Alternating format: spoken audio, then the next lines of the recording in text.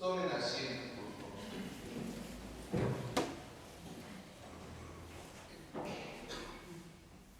Vemos, fíjense bien, en la lectura de los Hechos de los Apóstoles, cómo Pablo pues está preso. Constantemente lo detenían porque predicaba abiertamente la palabra de Dios y con exactitud pues, los sucesos y hechos de Jesús de Nazaret. Para los judíos pues era algo inaudito que surgiera un movimiento tan fuerte. Ya habían surgido algunos otros, pero no como el de Jesús. Y claro, surge el de Jesús, un movimiento que no solamente es movimiento, sino va más allá, porque es la revelación plena del Padre.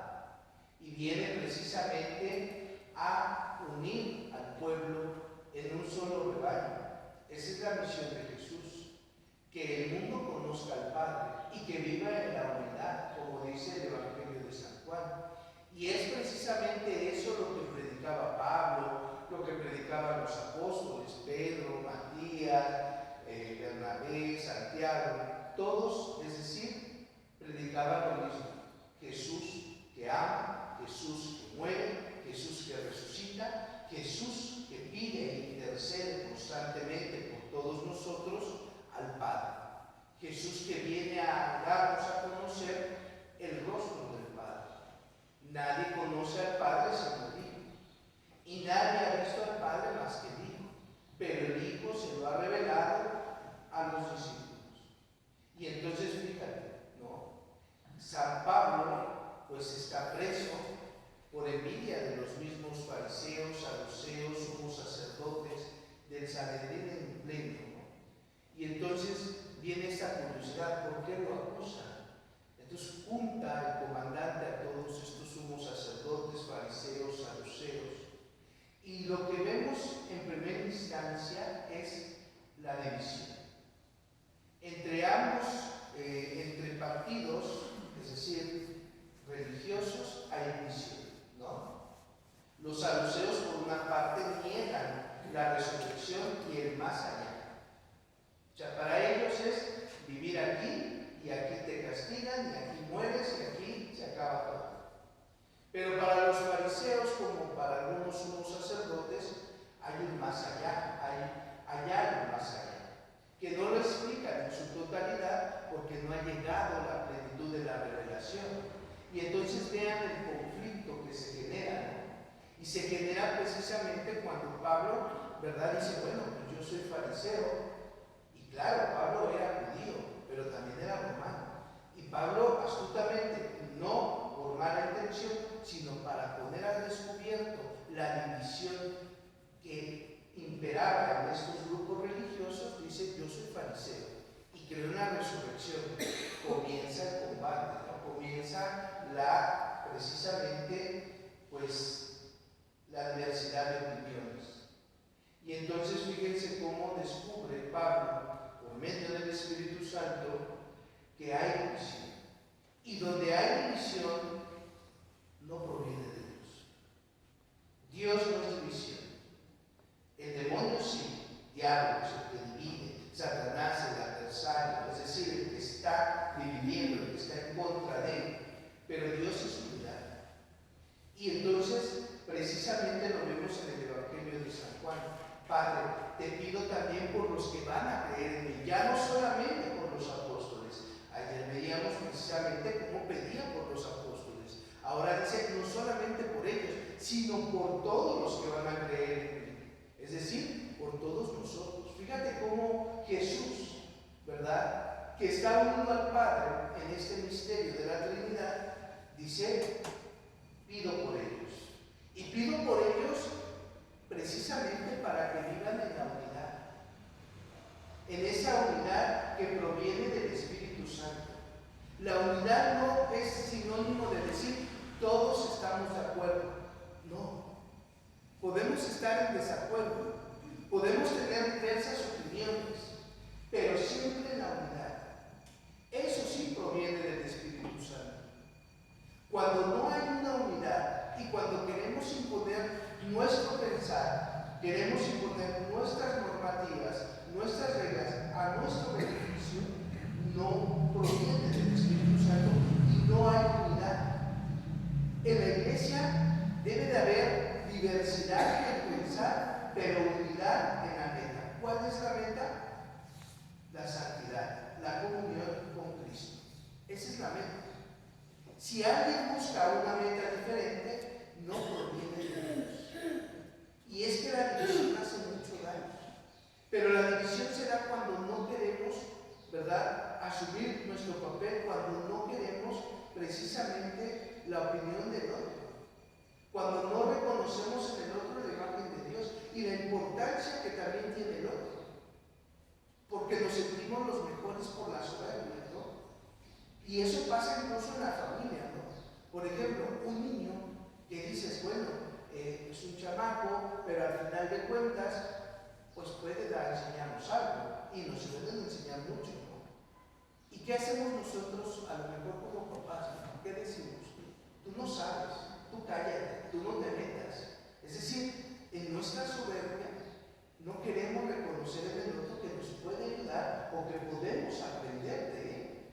Y eso pasa incluso en el trabajo, ¿no? Cuando llega el nuevo, ¿sí o no?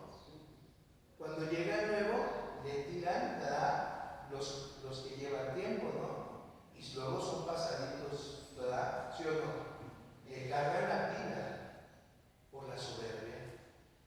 Y no. O sea, ¿por qué? Porque con esa soberbia dices, yo no te reconozco, ¿tú qué vas a saber si tú eres nuevo, no? Eres pues un inexperto. Y eso pasa también en la esfera de la educación, y en la esfera del trabajo, y en la esfera de la ciencia, y en la esfera incluso de la iglesia, ¿no? ¿Cuántos, por ejemplo, grupos, ¿no?, que hacen, yo tengo mucho tiempo, y como tengo mucho tiempo, yo sé, tú no sabes, ¿no? Tú aléjate, ¿por qué? Porque yo sí sé, ¿no? Porque con esa actitud solamente estás dividiendo. Y la división no proviene de Dios, proviene del diablo, no te engañes. Persona que divide, persona que no es de Dios. Así de fácil. Persona que busca la división con la iglesia, en la iglesia, no proviene de Dios. Porque Dios es unidad. Así como tú me has amado, así también que ellos nos amen y que vivan en nosotros y nosotros en ellos. Es decir, la unidad no está cancelando la diversidad, está uniendo, ¿no? Es, por ejemplo, muchos pueden tener opinión diferente, pero tenemos una misma meta, que es Cristo. Si esa no es tu meta, entonces ¿a quién estás siguiendo? Y miren, tristemente en la iglesia, hermanos, ha imperado la división, desde sus orígenes, desde sus orígenes. O sea, historia de la iglesia, ¿no? Cuando comienzan, por ejemplo, los apóstoles, dicen después de los apóstoles, incluso con los apóstoles, hay división, ¿no? Hay división. ¿Por qué? Porque cuando llega Pablo y les dice, oye, mira, estamos evangelizando a los paganos, que dicen los otros apóstoles y algunos judíos, ¿no? Pues que hay que circuncidarlos. Oye, no, porque no es su tradición. ¿Sí? O sea, no. Y comienza un debate, fíjate, un debate entre Santiago, estaba Santiago, ¿no?, en Jerusalén, y comienza una confrontación. Pedro, cuando va y reprende a Pablo, ¿no? Y Pablo y Pedro se agarran del chongo, y dice, no, pues ¿por qué? O sea, también son hijos de Dios, no, pero es que nosotros somos los elegidos, ¿no? Pues, y empieza. Pero fíjate, llegan a un acuerdo. Eso es lo que te quiere dar a entender. Que puedes tener diversidad de opinión, pero llegar a un acuerdo. En el matrimonio pasa lo mismo, ¿no? Podemos tener diversidad de pensar, pero tenemos que llegar a un acuerdo, a una unidad. Pero tristemente dentro de la iglesia han surgido herejías, ¿no? Y han surgido herejías precisamente por la soberbia y comienza la división. En la iglesia, ¿por qué se divide la iglesia por la iglesia ortodoxa? Si te pones a ver la historia, dicen por el filioque, por eso no fue. Fue por intereses mezquinos, porque cada uno quería seguir su modo, ¿no?